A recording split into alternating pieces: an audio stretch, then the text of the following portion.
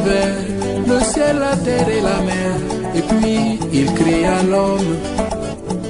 Qui était Daouda avant de se lancer dans la carrière musicale? Je suis devenu musicien par accident. Sinon, j'étais contrôleur technique à la RTI, parce que ce sont ces études-là que j'ai eu à faire à l'Institut national de l'audiovisuel de Bry-sur-Marne, dans la banlieue parisienne. Donc j'ai commencé à travailler en 1975 à la RTI comme contrôleur technique au service vidéo. Bon, comme mes promotionnaires qui étaient en formation avec moi savaient que je m'amusais à jouer un peu à la guitare, à interpréter surtout les chansons de Gégé Viquet et puis des gens comme ça. Et après, j'ai pris goût. C'était un loisir. J'ai composé des petites chansons, mais que je faisais juste écouter à mes potes et à mes chéris du moment. Et c'est l'un d'entre eux qui a voulu, enfin qui était réalisateur d'une émission de variété, qui a voulu que je vienne juste chanter une ou deux de ses chansons dans son émission. Et c'est comme ça que ça a commencé, juste pour le plaisir, pour le fun, comme on dirait. Et bizarrement, mes premières apparitions, puisque j'avais un genre qui était nouveau ici, j'étais juste avec ma guitare et je chante. Et ça a plu tellement aux téléspectateurs que, bon, après, tous les animateurs d'émissions où il y a un peu de musique me disaient, bon, si tu viens au travail demain, viens avec ta guitare, j'aurai besoin de toi. Bon, ça a commencé comme ça, et puis tout est déclenché quand j'ai eu l'inspiration, si je peux dire, de chanter le phénomène des Baka,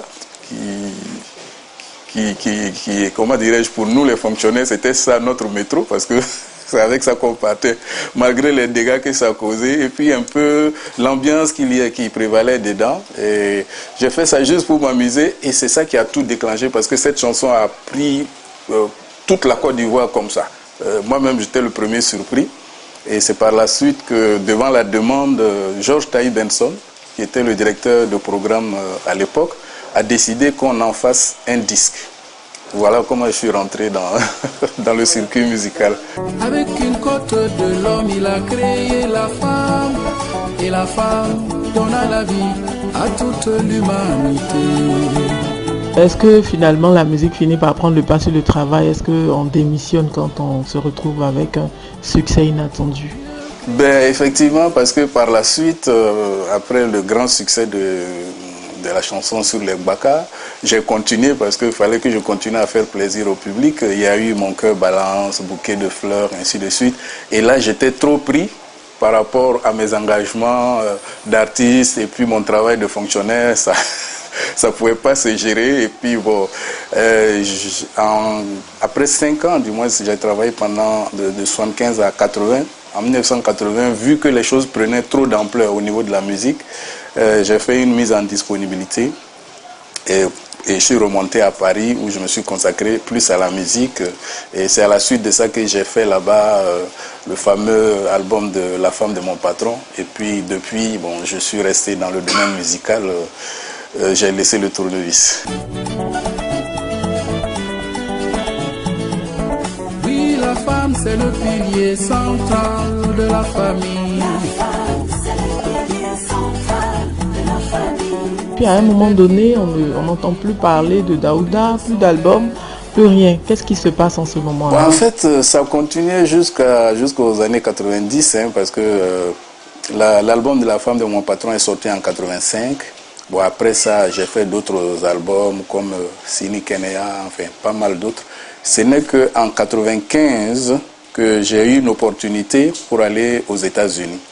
Donc, arrivé là-bas, c'est là que j'ai mis un peu la musique de côté parce qu'il faut dire que ce que nous faisons ici, ça ne passe pas là-bas. Et donc, je me suis trouvé un job puisque j'y étais avec mon épouse et tout ça. Et donc là, j'ai mis la musique en veilleuse. Et puis, bon, je faisais, comme on dirait ici, mon jossi normal pendant près de 10 ans. Ce n'est qu'après que quand j'ai décidé de rentrer, et à mon retour, je me suis rendu compte que les gens continuaient à aimer ce que je faisais.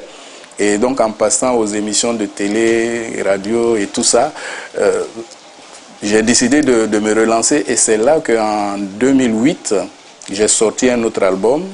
C'est dans cet album qu'il y a la chanson que j'ai faite en featuring avec Betika. Et donc ça a relancé en quelque sorte ma carrière. Et donc les années de disparition, c'était juste dû au fait que j'étais absent.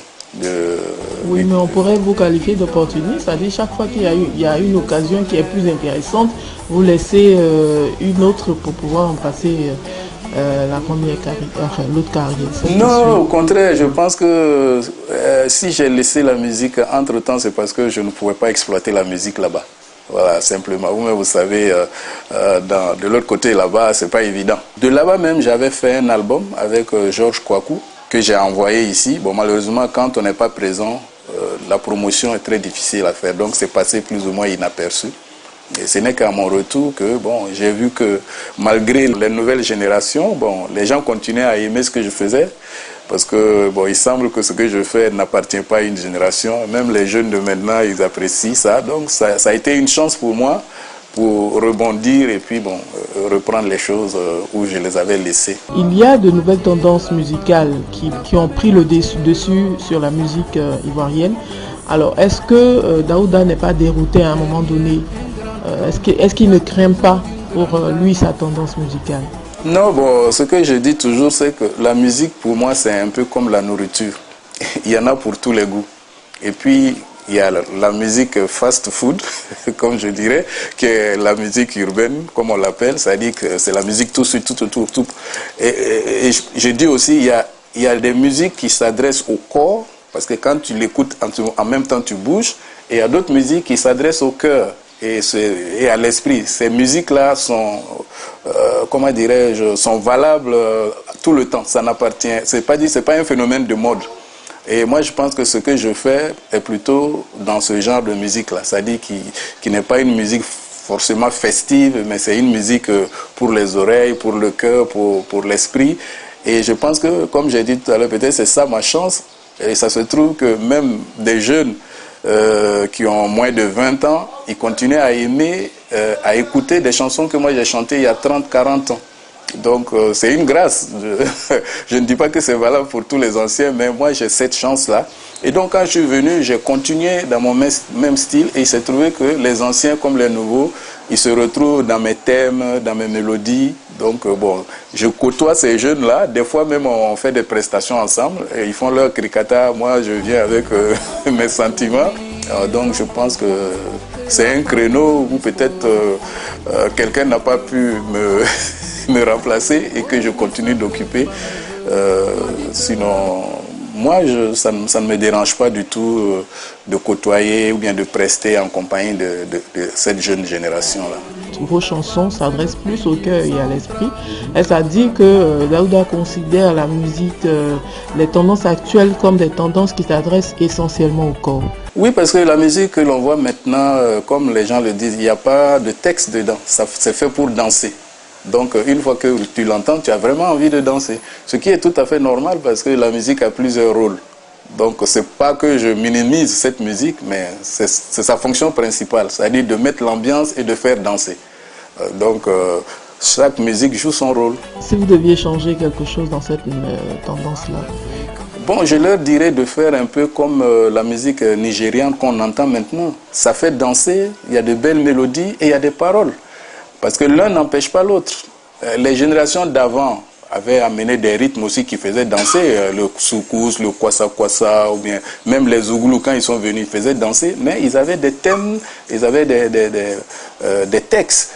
Bon, peut-être que ceux de maintenant ne trouvent pas important ces choses-là. Mais s'ils peuvent faire l'effort tout en faisant danser, un peu de faire comme un peu les gars du Zouglou, de mettre quelques thèmes dedans, je crois que ça va permettre à leurs chansons, à leur musique de durer un peu plus que ce qui se passe maintenant. Parce que ce que j'observe, c'est que ça passe vite. Quand une chanson sort, bon, ça fait le hit et quelques mois après, bon, c'est fini parce qu'on est fatigué de danser ça, on passe à, comme eux-mêmes ils appellent, à un autre concept. Il est souvent dit sous notre pic que la musique ne nourrit pas son homme.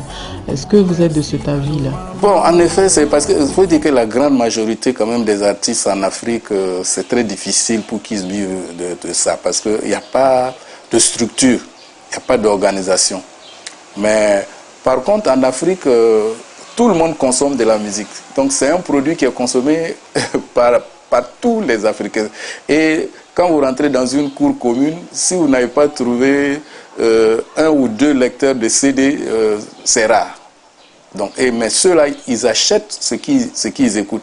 Seulement, ils n'achètent pas dans la bonne boutique, ils achètent chez les pirates.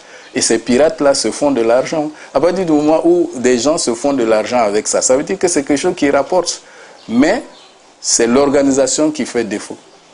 Bon. Par contre, nous autres, là, on continue à pouvoir s'en sortir parce que grâce au petit succès qu'on a eu, on est sollicité par-ci, par-là. Et donc, l'un dans l'autre, quand même, on arrive à joindre les deux bouts. Mais ce n'est pas ce qu'on devrait aussi avoir. Parce qu'on aurait pu avoir plus que ça. Compte tenu de l'ampleur du succès qu'on a, on aurait pu vivre de ça beaucoup mieux que ça. En Afrique, et particulièrement en Côte d'Ivoire, la musique n'est pas considérée comme une industrie. C'est une affaire commerciale. Par exemple, un artiste comme moi, je compose mes chansons, il faut un producteur, ça veut dire celui qui amène l'argent pour me mettre en studio, et on fabrique un produit qu'il va commercialiser. Et moi, je signe un contrat avec lui qui me rapporte des pourcentages par rapport aux ventes qu'il va faire là-dessus. C'est que c'est commercial. Mais ce côté commercial n'est pas vraiment bien structuré, bien organisé chez nous. Voilà pourquoi on n'arrive pas à vivre de nos produits. Et ça, selon vous, c'est dû à quoi? C'est dû à qui? Bon, mais c'est parce que bon, peut-être que les gens ne considèrent pas ça comme une activité qui est rentable ici. Alors qu'ailleurs, vous prenez un pays comme les États-Unis ou bien l'Europe, pour les anciens qui se rappellent au temps des Beatles, eux, ils faisaient rentrer plus de devises au Royaume-Uni que toutes les usines qui étaient sur le territoire de l'Angleterre. Et c'est à cause de ça même on les a ennoblis. C'est-à-dire que c'est toute une organisation qui nous manque ici, malheureusement. Mais sinon, les consommateurs sont là. Est-ce qu'en dehors de la musique, vous avez d'autres activités que vous menez? Bon, un peu, c'est-à-dire que comme tout le monde, on essaie d'avoir quelques petites activités commerciales, comme on veut, c'est-à-dire qu'on fait quelques petits imports-exports. Mais bon, moi, actuellement, mon activité principale, c'est la musique. Bon, parce que j'ai la chance d'être souvent sollicité à l'étranger. Bon, donc c'est ce qui me permet quand même, l'un dans l'autre, et sur place ici, avec les cérémonies, les mariages, tout ça. Bon, l'un dans l'autre, on arrive à s'en sortir tant qu'on est sollicité. D'accord. La Côte d'Ivoire a traversé dernièrement plus d'une décennie de crise. Qu'est-ce que l'artiste que vous êtes a ressenti par rapport à cette situation et comment est-ce qu'il... Déjà dans l'album que j'ai eu à faire en 2008, j'avais fait une chanson, ça c'était avant les élections, j'avais fait une chanson qui avait pour titre Aïe Sabari. Parce que je disais aux gens, pardon, calmez le jeu. Je ne peux pas dire que je savais ce qui allait se passer, mais déjà la tension qui existait n'était pas bonne. Et j'avais fait une chanson dans ce sens-là. Bon. Maintenant, en 2011, après ce que nous avons tous vécu, j'ai fait une autre chanson qui a pour titre « Donnons-nous la main ». Parce que là, maintenant, comme les choses ont été vraiment dramatiques pour tout le monde, j'ai dit, bon, vraiment, on n'a qu'à calmer le jeu, se pardonner, se donner la main pour aller vers la paix. L'artiste, ce qu'il peut faire, c'est ça. C'est-à-dire que s'adresser à ses fans et puis... peut-être que les gens vont l'écouter avec ses mélodies un peu plus que les discours politiques. Et c'est ce que nous essayons de faire. C'est-à-dire, souvent, on essaye de prévenir. Est-ce que Daouda a eu des distinctions par rapport à sa carrière Sur le plan national ici, non. Mais j'ai eu un Koundé d'honneur à Ouaga. Et j'ai eu un Tamani d'honneur aussi à Bamako. Et bon, j'avais été invité comme invité d'honneur à un festival à Dakar, mais sur le plan national ici. Et qu'est-ce que ça vous fait d'avoir été autant distingué à l'extérieur et ici au pays, pas du tout? Bon, je ne sais pas, bon, je ne peux pas dire que... Le doyen que vous êtes. Oui, bon, je pense que peut-être il y a d'autres qui méritent plus que moi, peut-être. Et puis un jour, sur la liste, on arrivera sur moi. C'est ce que je me dis. Voilà. Faut prendre les choses avec philosophie. Disons que je suis philosophe en tout cas. Je prends la vie avec philosophie, je prends les choses du bon côté.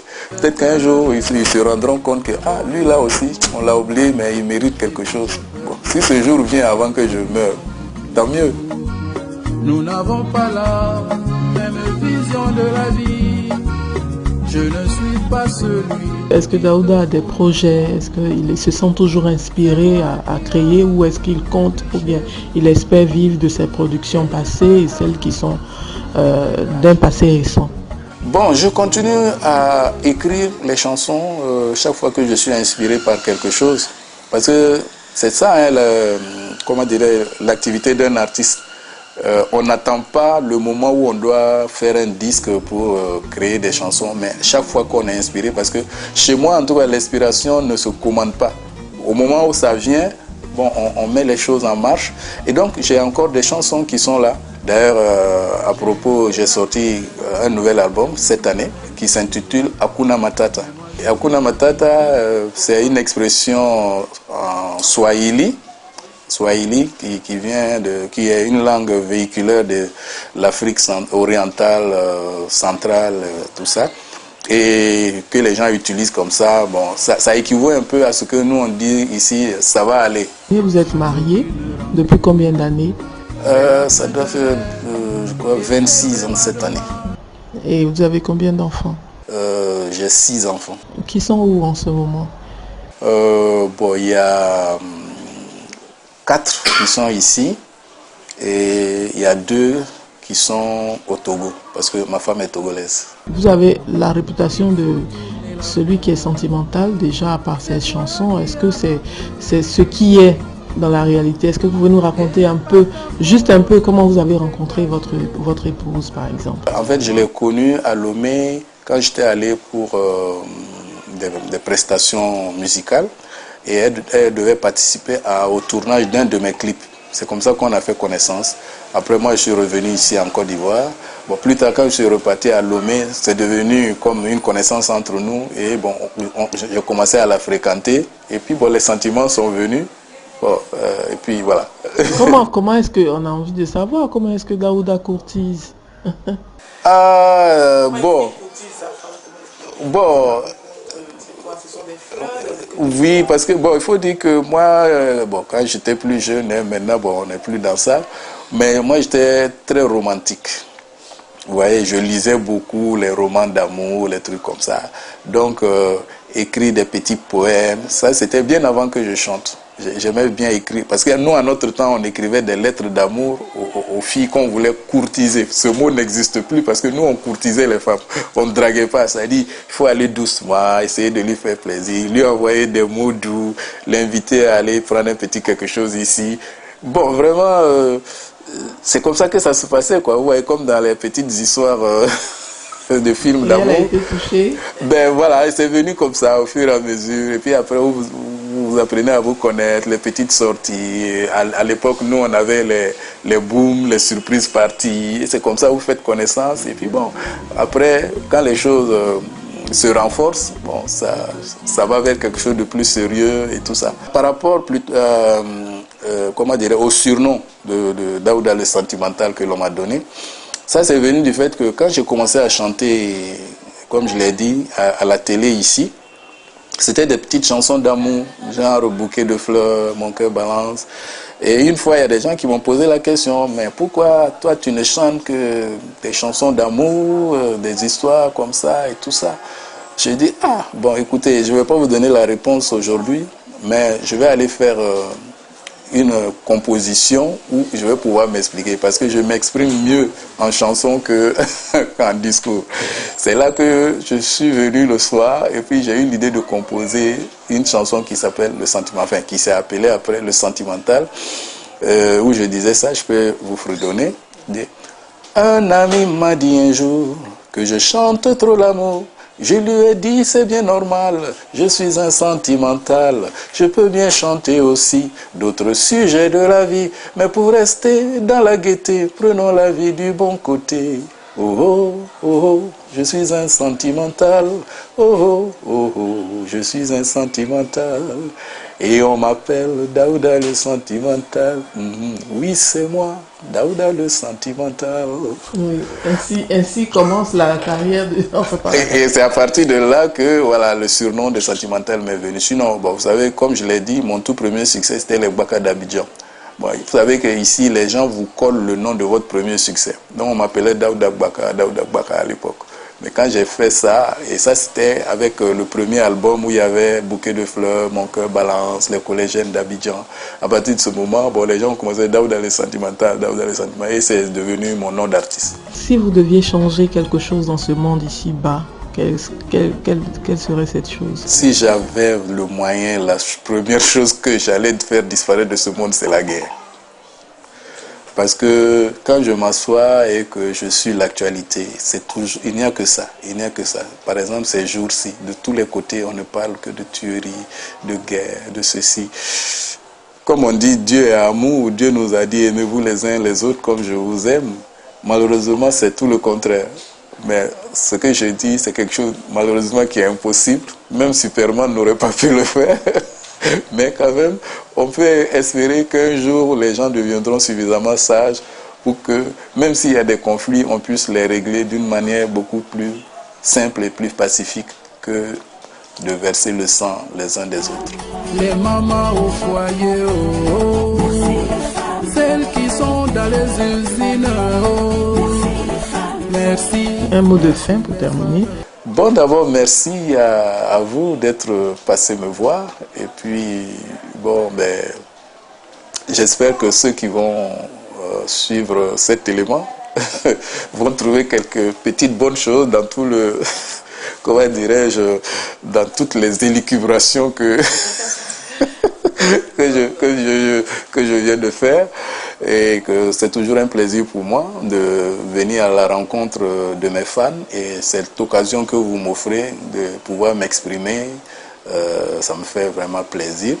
Donc j'espère que ceux qui me soutiennent vont continuer à me soutenir, et que ceux qui ne me soutenaient pas, à partir de maintenant, vont me soutenir et qui vont m'aimer encore plus. En tout cas, moi, je leur envoie tout mon amour. Merci beaucoup.